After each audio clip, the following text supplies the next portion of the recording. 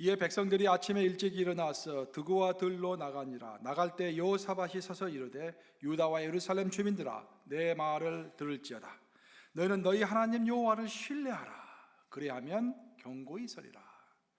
그의 선지자들을 신뢰하라. 그리하면 형통하리라 하고, 그런즉 너희 하나님 여호와께서 너희에게 명령하신 대로 너희는 삼가 행하여 좌로나 우로나 치우치지 말고, 33절은 합독합니다. 시작. 너희 하나님 여호와께서 너희에게 명령하신 모든 도를 행하라. 그리하면 너희가 살 것이요 복이 너희에게 있을 것이며 너희가 차지한 땅에서 너희의 날이 길리라. 살아계신 하나님의 말씀입니다. 지금으로부터 약 23년 전인 1996년도에 일본계 미국인으로서 3세죠. 유명한 정치학가 프란시스 후쿠야마가 책을 한 권 써가지고 전 세계에 관심을 크게 불러일으킨 적이 있습니다. 후쿠야마가 쓴 책이 몇 권 있는데 그 중에 각광을 받은 책이 특별히 트러스트, 신뢰라는 책입니다.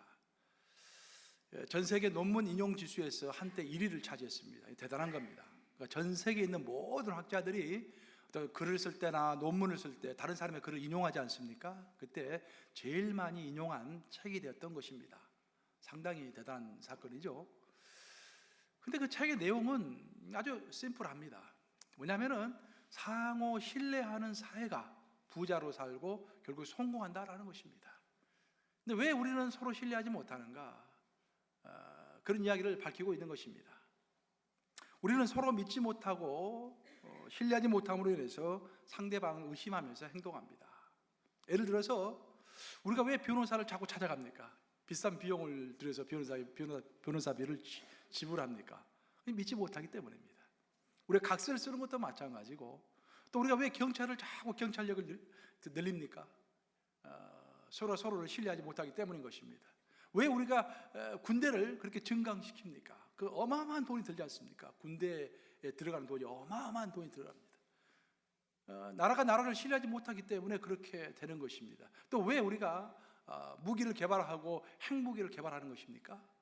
나라가 나라를 믿지 못하고 사회가 사회를 믿지 못하고 개인이 개인을 믿지 못하기 때문에 엄청난 비용을 들어가지고 핵미사일을 개발하는 것입니다. 결국 이렇게 어마어마하게 투자되는 돈들을 다 우리가 쓰지 않고 우리의 복지를 위해서, 우리의 삶을 위해서 사용한다면 이 사회가 얼마나 풍성해지겠습니까? 결국 그런 내용을 쓴 거예요. 사실 우리의 신앙도 신뢰와 깊은 관계가 있습니다.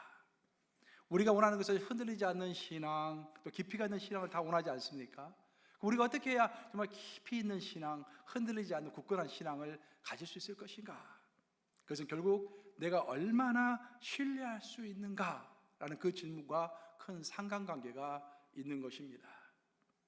신앙생활에서도 신앙의 비용이라는 것이 있습니다. 쉽게 말해서 신앙의 수업료 같은 거예요.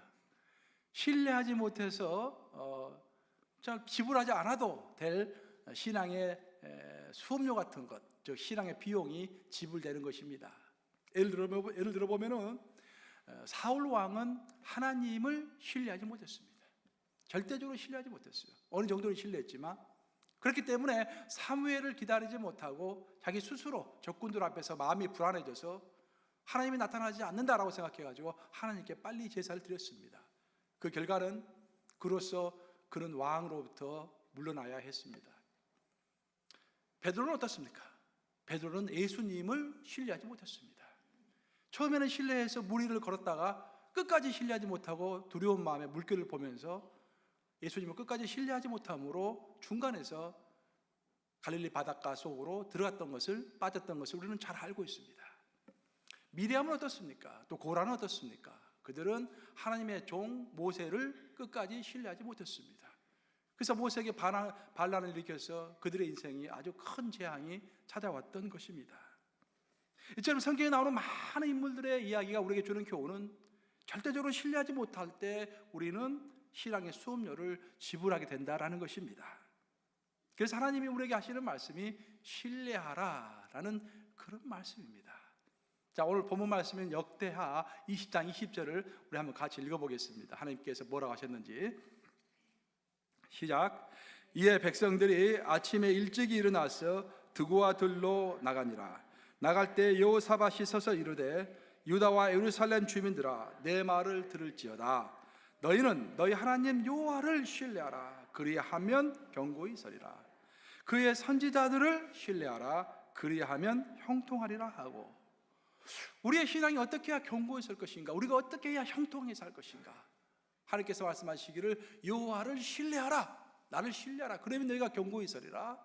선지자들을, 그의 택한 선지자들을 신뢰하라. 그러면은 너희가 형통하리라 라고 오늘 본문은 말씀하시는 것입니다. 오늘 본문의 배경을 좀 더 자세히 살펴보면은 여호사밧 왕이 유다를 통치할 때 있었던 사건입니다. 여호사밧은 유다의 3대째 왕이었는데, 여호사밧이 이제 왕으로 통치하고 있는 어느 날 갑자기 큰 일이 벌어집니다. 이스라엘 옆에 있는 모압과 암몬, 마온 이 세 나라가 연합군을 형성해 가지고 어마어마한 군대를 이끌고 쳐들어오는 것입니다. 전혀 예상하지 못했던 일이 벌어지는 거예요. 여호사밧은 갑자기 두려운 마음이 들었습니다. 그래서 하나님께 무릎 꿇어서 기도하기 시작했습니다. 그리고 동시에 온 백성들에게 알립니다. 너희는 전부 나서서 이제부터 금식하며 하나님께 기도해라. 그렇게 하고 예루살렘에 있는 예루살렘 성 안에 있는 모든 백성들은 성전으로 모여가지고 함께 금식하며 울부짖으며 하나님께 기도합니다. 그때 놀랍게도 하나님의 여호와의 영이, 오늘 본문 읽어보면 여호와의 영이 레이 사람 야하시엘에게 임하여서 하나님의 말씀이 선포되는 것입니다. 하나님께서 이렇게 야하시엘을 통해서 이렇게 말씀하십니다. 이 전쟁은 너희의 전쟁이 아니라 내 전쟁이니라. 내 전쟁이기 때문에 너희는 싸울 것이 없느니라. 내가 너희를 어떻게 구원하는지 너는 가만히 서서 지켜보아라. 그 본문 말씀이 여기서 나오는 거예요. 너희는 서서 내가 너희를 어떻게 구원하는지 지켜보라. 그렇게 말씀하시는 거예요. 그래서 그 말씀에 여호사밧이 힘을 얻습니다. 그리고 하나님을 신뢰하게 돼요. 전쟁을 하면은 당연히 장수가 앞에 나서고 군대가 앞에 나서야 할 텐데 여호사밧은 그렇게 하지 않습니다. 성가대를 노래 부르는 성가대를 제일 앞장세워서 하나님을 찬양하게 합니다. 그리고 그 뒤에 군대가 따라가는 것입니다. 성가대 여러분들, 얼마나 임무가 중요한지 아시겠죠? 전쟁이 나면 누가 제일 먼저 간다?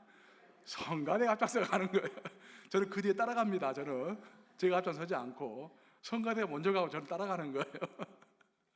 성가대가 먼저 앞장서서 가고 뒤에 왕과 군사들이 따라갑니다. 그리고 전쟁터로 나가요. 그리고 딱 서 있는데 놀라운 일이 벌어집니다. 가서 보니까 적군들이 자기들 사이에서 내분이 일어나가지고 자기들끼리 주고받고 싸우는 거예요. 모압과 암몬 족속이 한패가 되고 세일산에서 온 족속이 하나가 돼가지고 싸우는 것입니다. 그래서 모압과 암몬 족속이 세일산에서 온 족속들을 다 죽였어요. 그리고 이제 모압과 암몬 족속이 남았지 않습니까? 근데 자기들끼리 또 싸우는 거예요. 자기들끼리 싸워가지고 오늘 본문 말씀을 보시면은요, 그렇게 나와 있어요. 살아남은 사람이 몇 명이었을까요? 단 한 명도 살아남지 못하고 다 죽었다라고 성경은 기록하고 있습니다. 참 여기에서 이 말을 믿는데 믿음이 필요할 줄로 믿습니다. 진짜 믿음이 필요해요. 진짜로 한 명도 안 남고 다 죽었을까? 한 명도 안 남고 다 죽었을까요? 성경에 그렇게 기록되어 있으니까 100% 믿어야 할 줄로 믿습니다. 아멘 하셔야죠. 한 명도 살아남지 않고 다 죽은 거예요. 근데 이스라엘 백성은 칼 한 번 들 필요가 없었습니다. 이스라엘 백성은 다 한 명도 죽을 필요가 없었습니다. 하나님을 절대적으로 신뢰하면서 기도하고 군대를 앞세우지 않고 찬양들을 앞세워서 갔을 때 하나님께서 적군 사이에 내분이 일어나게 하셔가지고 적군들이 초토화된 거예요. 사랑하는 여러분, 우리가 어떤 상황을 맞이했을 때 인간의 생각과 인간의 눈으로 봤을 때는요, 도저히 해결될 수 없는 일들이 참 우리 사이에 많이 일어납니다. 답답할 때가 있습니다. 인간의 생각과 판단으로 보면은 길이 보이지 않는 것입니다. 하지만 놀라운 것은 길이 보이지 않는 바로 그 순간에 하나님을 신뢰하면은 하나님께서 길을 마련해 주신다라는 것입니다. 바다에는 길이 없어요. 우리가 바다를 보면은 바다에는 길이 없잖아요, 그렇죠? 근데 하나님은 그 길이 없는 바다를 2번이나 가르쳐가지고 홍해도 가르치고 요단강도 가르쳐가지고 길을 내주시는 하나님이십니다. 우리가 홍해 앞에 딱 서면 어떻습니까? 막막하죠. 이것을 어떻게 건널까? 우리 제일 먼저 생각하는 게 얼마짜리 배를 렌트할까? 어떤 배를 만들까? 돛담배를 만들까? 모터보트를 살까? 그런 걱정을 하죠. 근데 하나님의 생각은 우리의 생각을 훨씬 뛰어넘습니다. 하나님은 바다를 가르셔가지고 길을 내시는 것입니다. 그러니까 우리가 어떤 장애물을 맞이했을 때 먼저 고민해야 할 것은 이 문제를 내가 어떻게 해결할 것인가? 나는 그것보다 더 먼저 고민할 것은 내가 하나님을 진실로 신뢰할 것인가? 그것을 마음속에 결정해야 할 줄로 믿습니다. 만약 여호사밧이 인간적인 생각으로 대응을 해가지고 먼저 군대를 다 소집한 다음에 군대를 동원해서 전쟁하기 바로 직전에 하나님께 기도하면서 주님, 이 전쟁을 승리하게 해 주시옵소서라고 기도했더라면 어떤 일이 벌어졌을까요? 그러면 이스라엘 백성들이, 이스라엘 군대가 많이 죽었겠죠. 설사 승리했다고 하더라도 피해가 엄청났을 것입니다. 근데 여호사밧이 위대한 것은 뭐냐면은 군대를 소집하기 전에, 조건이 바로 지금 쳐들어오고 있는데 군대를 소집하기 전에 가장 먼저 하나님을 절대적으로 신뢰하면서 하나님께 기도했다는 것입니다. 그때 하나님께서는 여호사밧이 알 수 없는 방법으로 어마어마한 방법을 동원해서 적군들을 모두 물리치는, 그럼으로 인해서 이스라엘 백성은 단 한 명도 죽지 아니하는 놀라운 역사가 일어났던 것입니다. 사랑하는 여러분, 결국 우리 하나님을 우리가 신뢰한 만큼 우리의 삶의 역사가 일어날 줄로 믿습니다. 신뢰한 만큼 역사가 일어나는 거예요. 그래서 성경이 거듭거듭 강조해서 이야기하는 것입니다. 우리가 하나님을 사랑한 만큼, 우리 하나님을 의지한 만큼, 하나님을 신뢰한 만큼 하나님은 그만큼 놀랍게 역사하시는 것입니다. 잠언 8장 17절 우리 한번 같이 읽어보겠습니다. 시작. 나를 사랑하는 자들이 나의 사랑을 입으며 나를 간절히 찾는 자가 나를 만날 것이니라. 너무도 명확하지 않습니까? 나를 사랑하는 자가 나의 사랑을 입으며 나를 어떻게 찾는 자가, 간절히 찾는 자가 나를 만날 것이니라. 우리가 하나님을 사랑한 만큼, 우리가 하나님을 간절히 찾는 만큼, 우리가 하나님을 의지한 만큼 하나님 또한 우리를 간절한 마음으로 찾아오셔서 상상할 수 없는 방법으로 길을 열어주신다는 그런 이야기입니다. 죄송합니다. 목이 좀 많이 막히네요. 저는 가끔씩 제 신앙이 어떻게 해서 이렇게 목사가 되는 신앙이 되었나라는 생각을 가끔씩 한 번씩 해봐요. 지금도 이제 목회가 바쁠 때는 아무 생각이 안 나는데 좀 이제 시간이 있고 그럴 때, 식사하고 그럴 때 갑자기 우리 차한테 물어봐요. 아니, 내가 어떻게 해서 목사가 되었나? 갑자기 물어볼 때가 있습니다. 정신이 딱 이제 좀 한가할 때 생각이 들어요. 어떻게 해서 내가 목사가 되었나? 이 목사 되는 것은 그만큼 이제 믿음이 있어야 되는 건데 어떻게 해서 목사 되는 믿음을 가졌나? 그런 생각을 해볼 때 한 가지 짚이는 것이 있습니다. 제가 한 가지 짚이는 것이 뭐냐면은 내가 하나님을 이렇게 보통이 아니게 절대적으로 신뢰한 어떤 순간이 있었는데 그 순간부터 하나님이 그 하나님의 존재에 대해서 더 명확하게 저에게 보여주신 것 같아요. 또 오늘 설교 내용과는 약간 이제 다른 건데, 별개인데, 제 인생을 쭉 돌아보면은 아주 중요한 게 뭐냐면요, 여러분들, 이건 아마 확실할 거예요. 성경에 나와 있는 것은 아닌데 내 경험을 봤을 때 하나님 앞에서 나의 하나님을 향한 사랑을 고백하고 주님을 위해서 살겠다라고 하는 그런 고백 있지 않습니까? 헌신의 고백 있지 않습니까? 그런 것들을 하나님은 굉장히 크게 보시는 것 같아요. 그래서 내가 그런 고백을 한때 몇 번 했는데 하나님 앞에서 그 이후로 실수가 참 많았거든요. 제가 죄도 많았고 실수도 많았고 참 평범한 인생을 살았음에도 불구하고, 실수 많은 인생을 살았음에도 불구하고 하나님이 그때그때마다 보호하시는 것 같아요. 그래서 물어봐요. 하나님 왜 나를 이렇게 보호하십니까? 왜 이렇게 나를 이렇게 이끄십니까? 물어보면은 하나님 그걸 생각나게 만드세요. 내가 하나님 앞에서 그 진실한 마음으로 하나님께 주님, 내가 죽는 그날까지 주님을 위해서 일하겠습니다 라고 하는 그런 고백들을 몇 번 했는데, 첫 번째 고백이 뭐였냐면은 뭐 이제 이야기가 좀 나왔으니까 제가 우리 첫째 딸을 5년이 결혼한 다음에 5년이 되도록 첫째 딸이 태어나지 않았습니다. 우리 처가 애를 가질 수 없다는 그런 이제 차병원에서, 분당 차병원에서 이제 그런 선고를 받고 큰 수술을 하게 됐는데 오랫동안 수술을 했어요. 수술실 밖에서 내가 하나님께 그렇게 기도했습니다. 아버지, 저에게 육신의 자녀를 주지 않아도 저는 좋습니다. 저는 하나님을 신뢰합니다. 대신 저는 죽는 그날까지 영적인 자녀를 키우다가 죽겠습니다. 이렇게 하나님께 대해 소원했어요. 제가 그때 하나님께서 그 기도를 들으신 것 같아요. 지금 제가 딸이 몇 명입니까? 2명. 너무 예쁜 딸이 2명이. 2명이에요. 그 내가 또 하나님을 이렇게 체험하면서 들판에서 이렇게 몇 번 이야기했지만 엉엉 울면서 왜 울었는지도 모르겠어요. 그냥 눈물이 나요. 기도하는데 딱 2마디밖에 안 나옵니다. 기도가 하나님 사랑합니다. 내가 죽는 그날까지 하나님을 위해서 일하다 죽겠습니다.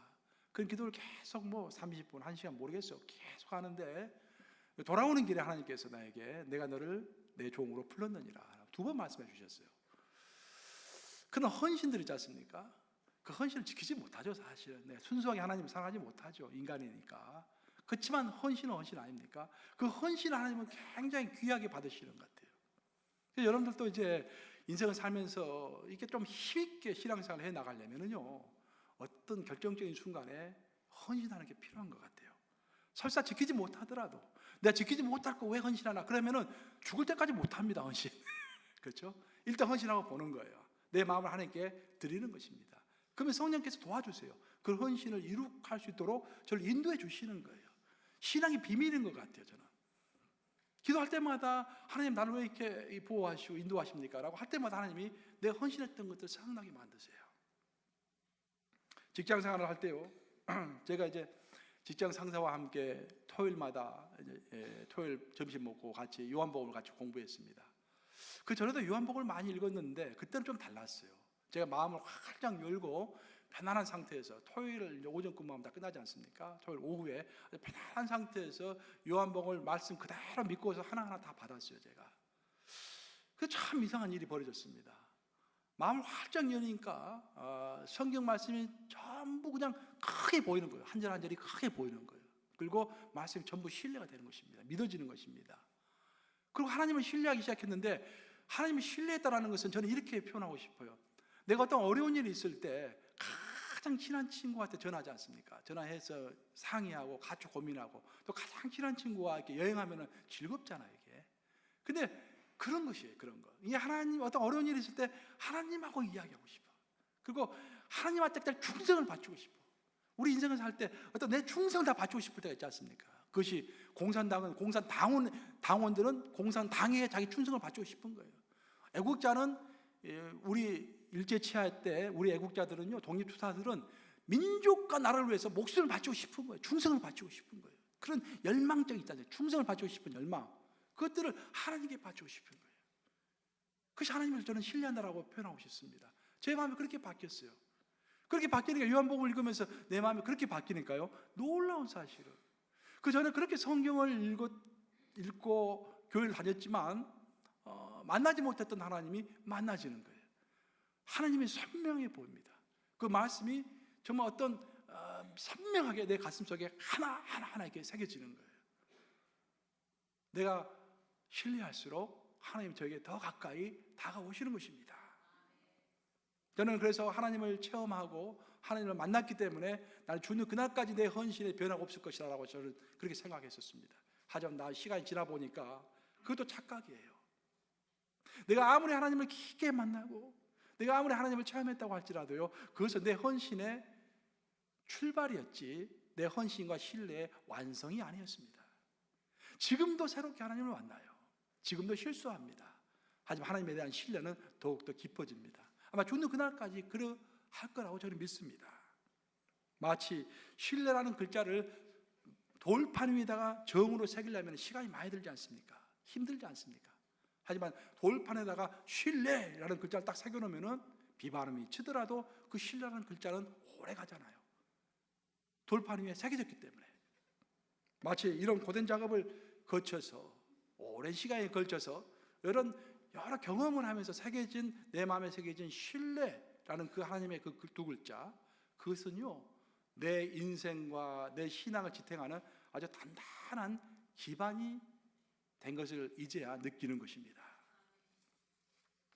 이 신뢰라는 글자가 내 마음판에 한번 딱 새겨지자 그 다음부터는 이상하게요 신앙의 모험이 그렇게 두렵지 않았어요.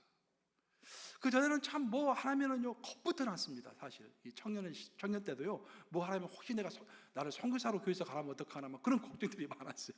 선교사로 가라면 어떡하나 뭐 헌금을 많이 하라고 하면 어떡하나 또 결혼해가지고는 뭐 헌신하라면 어떡하나 그런 고민들이 많았어요. 그런데 하나님을 신뢰하기 시작한 다음부터는요, 겁이 안 나는 거예요. 어떤 부르심을 주더라도 나는 하겠다. 겁이 안 나는 것입니다. 이 모험이 두렵지가 않아요. 제가 사실 하나님이 저를 처음에 부르셨을 때 저는 아무것도 알 수가 없었습니다. 왜? 그때 미국에서 공부하는 학생이었기 때문에. 내가 신학교를 간다면 어느 신학교로 가야 하는 것인가? 내가 신학교를 간다면 학위를 중간에 포기하고 가야 하나? 학위를 다 마치고 가야 하나? 또 어느 교단에서 내가 목사 안수를 받아야 하나? 안수를 받은 후에는 미국서 설교를 해야 하나? 한국서 설교를 해야 하나? 뭐 그런 것들도 하나도 아는 것이 없었습니다. 정해진 것이 아무것도 없었습니다. 근데 확실한 거 하나는 두렵지 않다라는 거예요. 신앙의 모험이 어떤 모험이 온다고 할지라도, 어떤 도전이 온다고 할지라도 하나님이 함께 하신다. 하나님 내 옆에 있지 않는가? 그런 확신이 마음속에서 막 끌어오르는 것입니다. 그 과정을 통해서, 이 긴 과정을 통해서 제가 배운 교훈이 또 하나 있습니다. 그것은 뭐냐면은 우리는 10년 계획을 세우고 1년 계획을 세우고 계획 세우기를 좋아하는데, 물론 계획은 필요하지만 너무 구체적인 계획은 필요 없다라는 것입니다. 우리가 너무 큰 구체적인 계획을 세우면 세울수록 머리만 복잡해져요. 사실 머리만 복잡해집니다. 그 계획을 세울지라도 그것을 인도하시는 이는 누굽니까? 하나님이세요. 사실 1년 계획을 세우고 10년 계획을 세우면서 머리를 복잡하게 하는 것보다도 훨씬 중요한 것은 현재 하나님이 나로 하여금 있게 만드신 이 장소, 여기에서 있는 힘을 다해서 충성하는 것입니다. 환경에 좌우되지 않고 하나님께 나아가는 것입니다. 이스라엘 백성들의 이야기를 살펴보면요, 이스라엘 백성들이 출애굽한 다음에 제일 먼저 하나님이 이스라엘 백성들에게 가르쳐 줬던 것이 뭐냐면 삶의 방식입니다. 이들이 애굽에서 살았을 때는 종으로서 살았는데, 애굽에서 살았을 때는 그들의 삶의 방식이라는 것은 어떤 문제가 생기면은 인간의 생각과 인간의 노력으로 문제를 해결하는 거였어요. 그것이 그들의 삶의 방식입니다. 근데 그들이 출애굽을 했어요. 우리로 말하면 세상에서 살다가 이제 교회 안으로 들어온 것입니다. 하나님 안으로 들어온 것입니다. 그때 하나님께서 이스라엘 백성에게 맨 먼저 가르쳐줬던 것이, 이제부터는 너의 삶에 무슨 문제가 생기면은 인간의 삶을 생각하지, 인간의 방식을 생각하지 말고 나를 신뢰하고 나를 바라보아라 라는 것을 제일 먼저 가르쳐 주셨습니다. 옛날에는 먹을 것이 떨어지면은 이스라엘 백성은 이 먹을 것을 어디서 사고 가야 하나, 어떻게 만드나, 그렇게 고민했는데 하나님 그렇게 하지 말라고 그랬어요. 하늘을 바라보라고 그랬습니다. 그 하나님께서 만나를 떨어뜨려 주셨어요. 삶의 방식이 하나님을 만나기 전에는, 출애굽하기 전에는 내 방식으로, 내 생각으로, 내 노력으로 모든 것을 해결했지만, 출애굽한 이후에, 즉 하나님을 만난 이후에는 하나님을 신뢰하고 의지하고 바라보는 그런 훈련만 40년 동안 하나님께서 시키신 것입니다. 그때 나타났던 현상이 뭐냐면은 그들이 애굽에서 노력하면서 있는 힘을 다해서 살아갈 때 그들의 삶에는 기적이 단 한 번도 일어나지 않았습니다. 기적이 없었어요. 그러니까 삶이 고단하고 지루하고 매너리즘에 빠지는 거예요. 그렇죠? 악유 다툼하고 그러는 것입니다. 아주 빡빡합니다. 삶이 드라이한 거예요. 그런데 광야로 들어갔더니 하나님이 시키시는 대로 하늘만 바라보고 하나님만 바라보고 하나님을 의지했더니 기적이 매일매일 일어나는 것입니다. 기적이 다반사로 일어나는 거예요. 매일 먹을 것이 하늘에서 떨어졌습니다. 만나가 떨어지죠. 매일 불기둥과 구름기둥이 그들을 인도합니다. 홍해바다가 확 갈라집니다.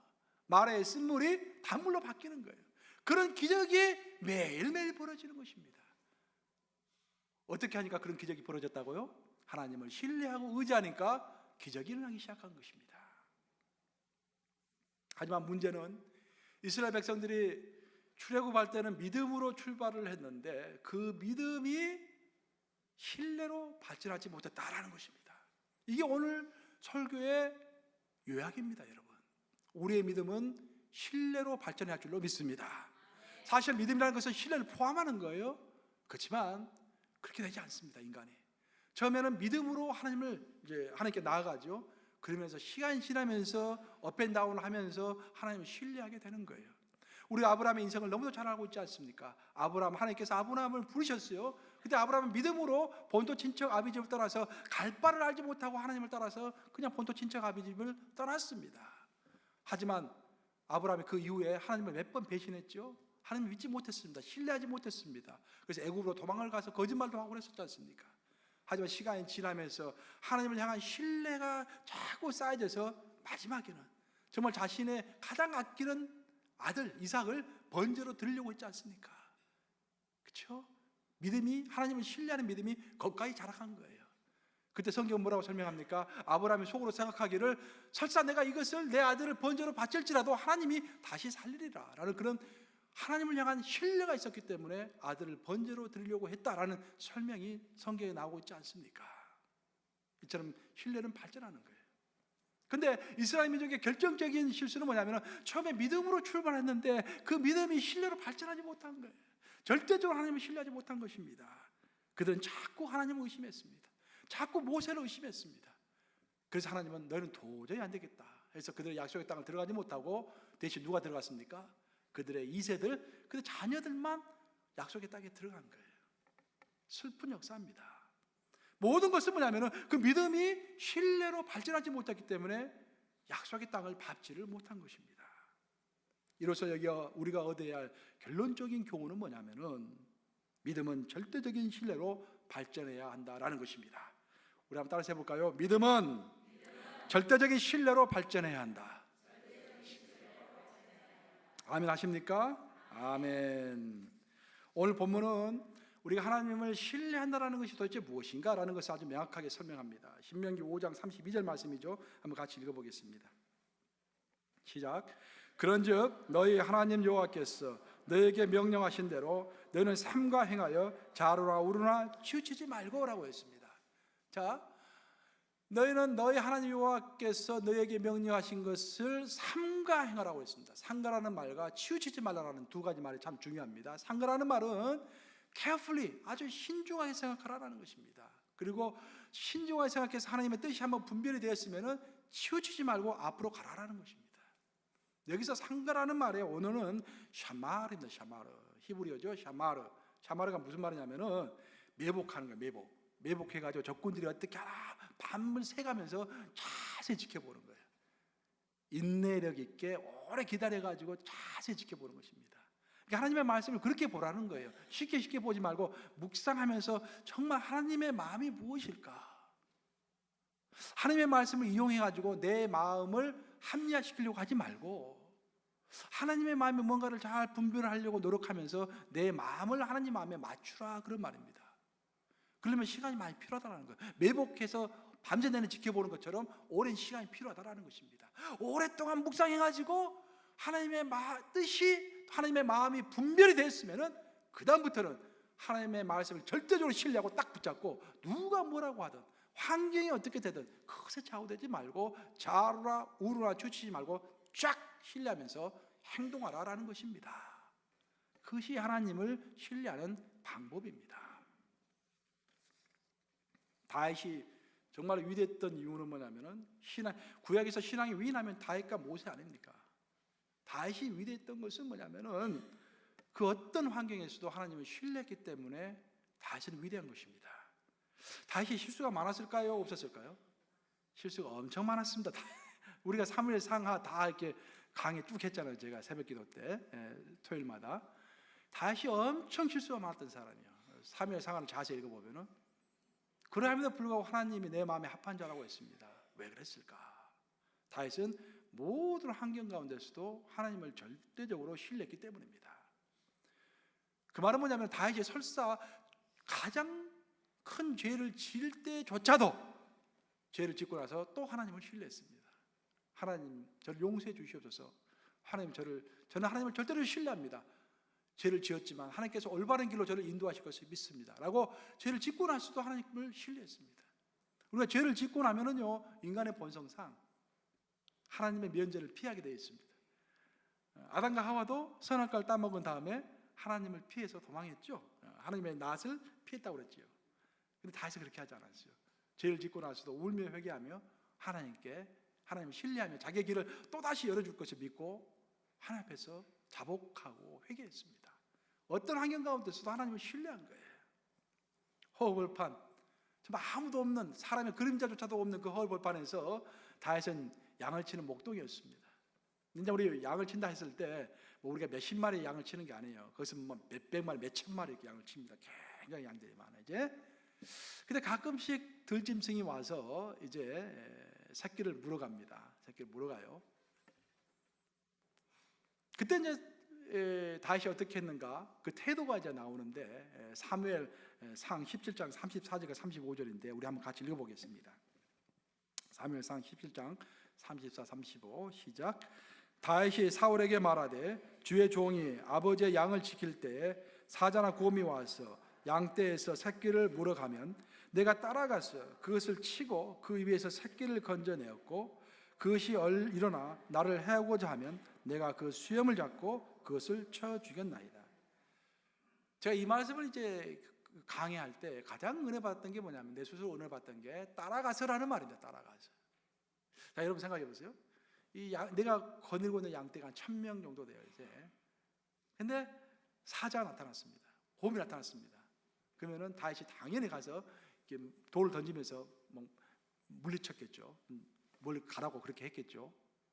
그것은 별로 어렵지 않아요. 근데 어떻게 하다가 결국 사자가 조그만 양 새끼 하나를 물고 도망쳤어요. 갔어요. 그럼 보통 우리는 어떻게 합니까? 아유, 조그만 양 하나가 없어졌구나. 그렇게 하고 이제 그냥 보고하면 되는 거예요. 아버지한테 오늘 사자 나타나서 양 한 마리 그냥 갔습니다. 보고하면 되는 것입니다. 하지만 다윗은 그렇게 하지 않았다라는 거예요. 따라가서 쫓아가서 그런 말입니다. 따라가서 쫓아가서 그 어린 목동이 10살 정도밖에 안 된 그 어린 목동이 따라가서 쫓아가서 기어이 그 양새끼를 건져왔다라는 그런 말입니다.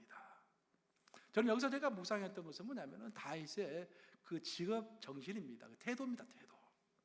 누가 보든지 누가 보지 않든지 정말로 자기의 본분을 지켜가지고 끝까지 쫓아가서 그 새끼 양 하나를 데려왔던 것. 그 10살 정도밖에 안 되는 목동이 사자하고 곰하고 싸우려면 얼마나 두려웠겠어요. 그렇죠? 쫓아가는 것, 오는 것을 막는 것은 별 문제 아니지만 쫓아가서 싸우는 것은 쉽지 않은 것입니다. 그때 하나님을 절대적으로 신뢰했을 것입니다. 근데 다시 이렇게 성실하게 자기 일을 하고 있는 것을 하나님은 다 보고 계신 거예요. 거기서 아무도 없는 곳에서 다시 혼자 멋대로 해도 괜찮았을 것인데 하나님 다 보고 계신 것입니다. 예를 들어서 여러분 직장 상사가 출장을 갔어요. 여러분 사무실에서 혼자입니다. 그럼 여러분 어떻게 하세요? 야, 오늘 좀 많이 쉬고 오면은 그때 또 열심히 일인 일 같이 하면 되겠다. 모두 그렇게 생각을 많이 하지 않습니까? 근데 다윗은 그렇게 하지 않았다는 거예요. 있든지 없든지 누가 보든지 안 보든지 자기 일에 충실했다는 것입니다. 그래서 하나님은 다 보고 계셨어요. 그리고 그 다윗을 이제는 들판에서 싸움터로 옮깁니다. 그리고 골리앗을 만나게 하는 거예요. 이번에도 다윗은 하나님을 절대적으로 신뢰하고 골리앗과 싸웁니다. 그 10대 소년이. 그래서 골리앗을 물리치고 이락 그 나라의 영웅이 되는 것입니다. 이렇게 그 어떤 상황 가운데서도 하나님을 의뢰했던 다윗의 인생을 시편은 그렇게 요약하고 있죠. 시편 18편 29절입니다. 한번 같이 읽어보겠습니다. 시작. 내가 주를 의뢰하고 적군을 향해 달리며 내 하나님을 의지하고 담을 뛰어넘나이다. 하나님을 의지하고 하나님을 신뢰하고 또 하나님을 의뢰하며 하나님을 신뢰하며 담을 뛰어넘나이다. 담을 뛰어넘다라는 것이 여기서 담은 성벽을 이야기하여 성벽을 뛰어넘습니다. 그런 말입니다. 성벽을 뛰어넘었다라는 거예요. 제가 좋아하는 성경 구절이기 때문에 제가 자주 인용하죠. 이 구절을. 10편 18편 29절. 활이 막 쏟아져요. 막 나를 죽이려고 막 적군들이. 근데 언제든지 어떤 활을 맞아서 내가 죽을지 모릅니다. 근데 오직 하나님 신뢰하면서 뛰어가는 거예요. 앞에 큰 성벽이 놓여 있습니다. 그 성벽은 사다리를 타고 올라갈 수밖에 없죠. 그럼 내가 사다리를 타면 위에서만 돌을 던지고 뜨거운 물을 던지고 활을 쏘고 막 그럽니다. 내가 죽을 수 있어요. 그렇죠? 그때 누구를 의지합니까? 하나님을 절대로 신뢰하면서 내가 성을 뛰어넘나이다라고 다시 고백한 거예요. 우리의 인생에서 큰 성벽과 가도 같은 그런 인생의 도전이 얼마나 많습니까? 그렇죠? 우리 이민 생활하면서 정말 큰 태산과도 같은 내가 도저히 뛰어넘을 수 없을 것 같은 그런 도전들이 얼마나 많습니까? 그렇죠? 근데 그 담을 뛰어넘어야 합니다. 어떻게 하면서? 하나님을 신뢰하면서. 이제 말씀을 마무리합니다. 어떤 기독교 의사가 그런 말을 했어요. 시한부 인생을 사는 그 중환자들이 있는 병동에서 일하는 기독교 의사입니다. 이제. 근데 보니까 이제 그 병동에 있는 중환자들이 모여가지고 어느 날 갑자기 이제 어떻게 하다 보니까 화투를 치게 됐어요. 화투를 한참 치는데 보니까 가만히 옆에서 보니까 돈을 따는 사람은 너무너무 좋아하고 돈을 잃은 사람은 너무너무 화를 내고 막 그러더래요. 그거 보면서 마음에 정말 한심하다라는 생각이 들었대요. 아니 지금 죽을 날이 내일 모레인데 저러고 있나. 근데 가만히 생각해 보니까 그것이 바로 자기의 자아상이라는 거예요. 자기의 자아상. 이 사람들은 결국 1년이나 2년 있다가 죽을 사람들 아닙니까? 근데 자기도 가만히 계산해 보니까 자기는 길게 살면 한 30년, 짧게는 한 10년, 20년 살고 죽을 몸이라 이 말이에요. 어차피 자기도 시한부 인생이에요. 그렇죠? 근데 조금 얻으면 너무 기뻐하고 조금 잃으면 너무 슬퍼하고 화를 내는 자기의 모습을 봤다라는 그런 고백을 제가 글로 읽었습니다. 사랑하는 여러분, 우리가 왜 인생을 살면서 이렇게 일희일비합니까? 일희일비. 너무 기뻐하고 너무 슬퍼하고. 그 이유는 모든 것을 주관하고 때를 따라서 하나님의 방법으로 역사하시는 하나님을 온전히 신뢰하지 못하기 때문에 일희일비하는 것입니다. 부디 매사에 하나님을 절대적으로 신뢰하심으로 오늘 본문에 나오는 말씀처럼 우리의 삶이 견고히 서고 또 형통한 삶을 누리시는 저와 여러분 되시기를 우리 주님의 이름으로 축복합니다.